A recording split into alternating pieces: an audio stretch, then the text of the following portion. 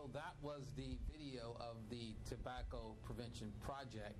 And just wanted to say, one of the underlying messages of the video, I noticed when I was reading some of the text, is that tobacco can lead to other things. You know, tobacco can lead to other things. Why that message? Well, I think it's only fair to let young people know when you start off using tobacco, it can lead to other drugs. So we didn't come up with this information. This is information that's out there, and we just wanted to inform you so that they can make informed decisions. When you use tobacco, it's a possibility that you may use alcohol, marijuana, crack, cocaine, and other drugs too. So some people forget about other prescription drugs, which we discussed before producing the Tobacco Prevention Public Service announcement. You know, people forget about inhalants, you know. Kids get high on inhalants as well, and those are readily available in households. So those are some of the other things that you have to be cognizant of, the fact that when you smoke tobacco, whether it be cigarettes, Black and Milds, chewing tobacco, no matter what it is, it's a good possibility that it leads to other risky behaviors. All right. Well, Chantel, let me just ask you this. Was there ever opportunity where you found yourself smoking? No, I never. That never was a thing for me. And I think it's because I'm strong-minded. I'm not a follower. So if I see someone, engaging in something, I'm not going to automatically say, okay, that's for me, let me try it. So that's why it's such of an important thing for us to get our young people involved, and so that they gain leadership skills. Because if you're a leader, you're not going to say, okay, I want to do this because Joe is doing this. You're going to be informed so that you can make appropriate decisions, because you have to think about how this impacts your future as well as your families, because when you decide to smoke, it's going to affect your entire family.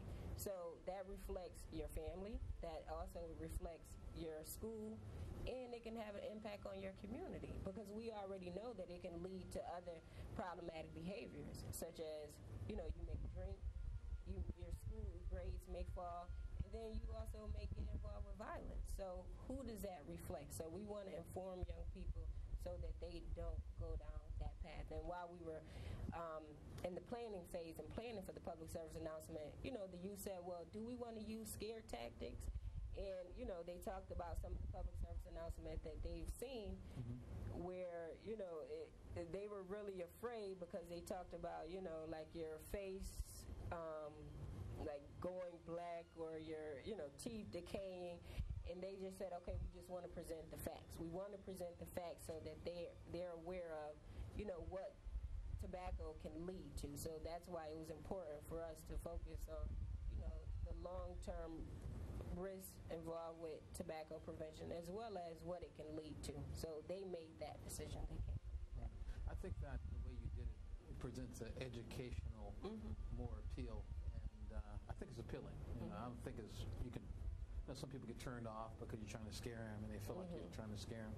But I think you're giving people facts, and you're saying to them, it's up to you to do with these facts. It's up to you to do with them what you want to do with them. Yep, and it was important that we came up with Ariana, she created the logo for the public service announcement that you see at the end. She created that logo, and she also consulted with her other peers who worked on the project. So she came up with the logo, and they wanted to have something that was strong, but not something that was kind of scary. So they kind of struggled with what they wanted the tagline to be, and they wanted it to be effective so that it sticks, so that, the youth viewing that public service announcement, that can stay in their mind so that they don't use tobacco. If they're presented with an opportunity, then they know to do otherwise and reject it.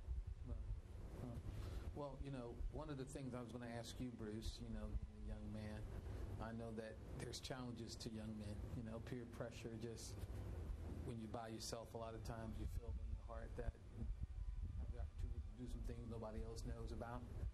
That's what happened to me. I'll never forget the first time I actually took part in smoking a cigarette is when my friends and I, we were outside, and we went down to this park, and they were smoking. I didn't smoke, and they said, "Hey, man, why don't you try it?" And so I took a cigarette, start puffing on it a little bit, and they start laughing at me. I said, "You laughing at me?" He says, "Man, you're not smoking a cigarette." They said, "You just playing with it. You sitting there, you're going poof, poof, poof." They said, "You got to inhale. That's how you get the effects of the nicotine." They said, "You have to inhale, Dana." So I said, "What do you mean?" They said, "Just take a deep breath and hold your breath, and then just blow it out." So I took a deep breath, and I really held, and almost choked to death. I mean, basically, I start choking, and I almost fell off the bridge. I was choking so hard, I couldn't even breathe. I was crying, tears were coming to my eyes. I just lost all focus of where I was. And that's just from a cigarette, And I never forget, I said to myself subconsciously, as I was choking and, trying to get my breath back, I says, "God, if you get me through this, I will never put a cigarette back to my mouth again." I says, "Please don't let me die here," because I could not breathe. And eventually, I started getting a little breath at a time, and it took me like 20 minutes to recoup. But I kept my vow. I never put a cigarette back up to my mouth.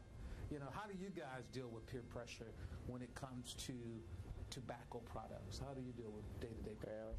Yes, Brian. I know some people, some of my friends, they smoke, but they already know that I don't, so they don't even ask me no more. Okay. So you've actually drawn a boundary where your friends understand what your boundary is. Now, they never push that boundary? No. They say, "Oh, man, you got to try this one time." No. Brian, let's eat first. Well, with your friends, sometimes your friend is your friend, so sometimes you can get forceful with them, and they still gonna be your friend. So if you just give them a strong and a definite answer, what can they do? Wow. Bruce, what do you have to say? I surround myself with friends that wouldn't do that to me, like friends that have aspirations and goals and stuff, so they wouldn't even do that to themselves. So they wouldn't ask me to do it. Right. All right.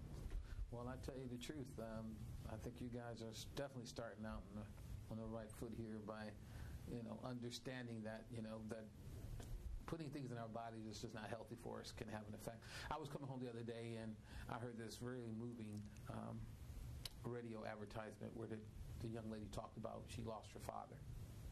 And she lost her father to lung cancer. And what she was just saying is that, "Dad, I miss you." And the message was, I wish you would have.